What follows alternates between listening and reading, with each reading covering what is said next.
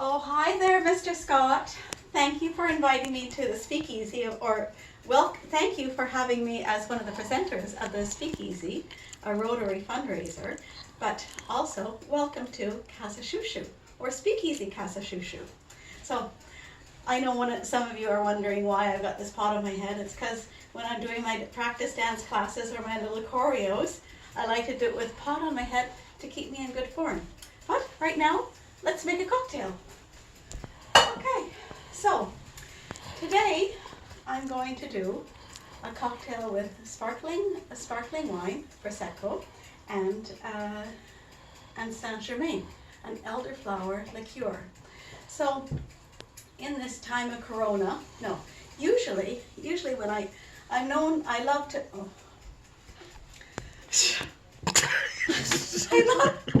I love having parties here at Casa Shushu, whether they're small, intimate gatherings like dinner parties, or something a little bit more bacchanal like Christmas parties and dancing parties. And I always keep it rather pretty simple with beer and wine, and I don't really venture farther than that. But during this time of Corona, I thought, why don't I try my hand at a cocktail and see if I can. Why don't I try my hand at a cocktail and bring it to the Speakeasy party? So that's what I'm doing. I was introduced to this at one of my Christmas parties, actually, by one of my dear friends, Arlen. And it's made of elderflowers. And why should I bring it now? Well, first of all, it has the aroma of spring. It's elderflowers growing in the fields, actually in the south of France. So I'll talk a little bit more about that in a moment, but what are the key ingredients to making a cocktail, or more than that, to welcoming your guests in your home and enjoying the art of gathering? So what the two key ingredients are: preparation and presentation, and having a great foundation of great ingredients. So to that note, I prepared here, I've got ice cubes with little flowers in them, something a little bit special. I've got my decanter, or my jug for my cocktail, frosty, right? And anyone who knows me knows that I always have glasses in the fridge, frosty glasses. So we've got frosty glasses for our cocktail. And thanks to Sally, Scott's Sally, I've got frozen lemon slices. So that's really nice. So you won't need so many ice cubes, but because of course you've got the flavor of a frozen lemon, but it's always nice to have a tinkle of an ice cube. And I've got frozen blackberries and blueberries, because why not? I think it'd just be perfect. And then we've got the frozen, measurer. What is it called? Anyways, and we've got the herbs. We've got lavender, and we've got thyme, just in case we want to use a little bit of both, but I'm going to concentrate on the lavender here. So that's that. And what else have we got? And we've got some fresh ones just to nibble on. So with that, let's start to make our cocktail. So we've got our sparkling wine. So the first thing we want to do is we want to rim our glasses with lemon. So we'll do that. Then we'll put in an ice cube, doop, doop, in there. We've got a nice little spoon there. And then we're going to boop, the champagne. So we're going to pop that in here. And then we're going to make a little measure. Oh, shot glass, that's what it's called. A shot glass, right. A shot glass of Saint-Germain.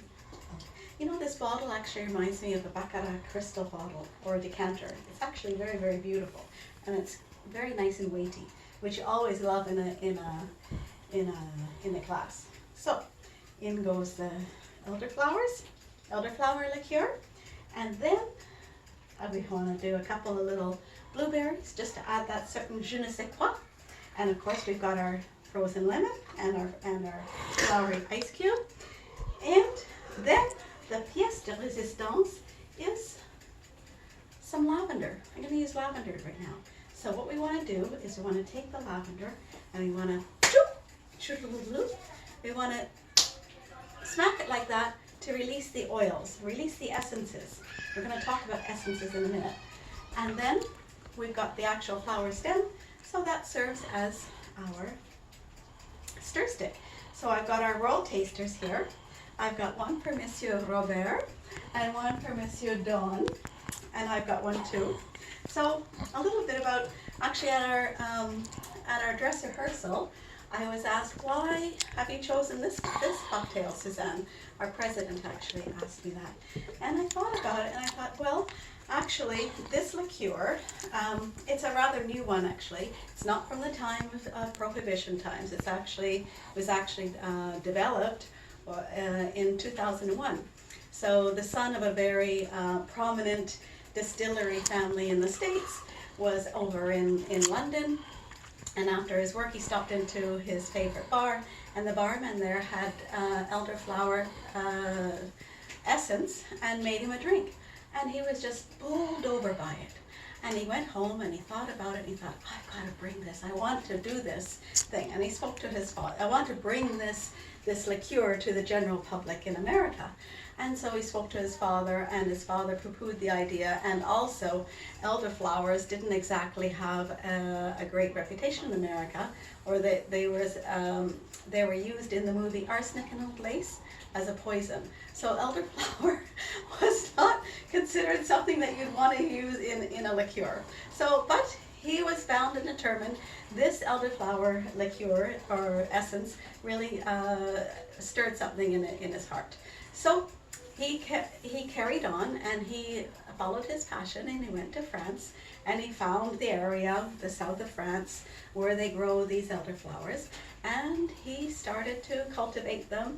And one of the big challenges that he had was actually convincing the farmers of the area that this would be a marketable product. But he persevered. He won the day, and he came back and started to market it through America and bring it to the different bars. And all of a sudden, the liqueur actually won the Monde Awards in 2008, 9, and 11. So it was very popular. But more than that, what I wanted to say is that the elderflowers are a very delicate flower, and they have to be pressed just at the right time and just in the right way to gather the essences to make the liqueur. And whoops, I went over. Okay, I've got to cut that down. Okay. What did you think of it?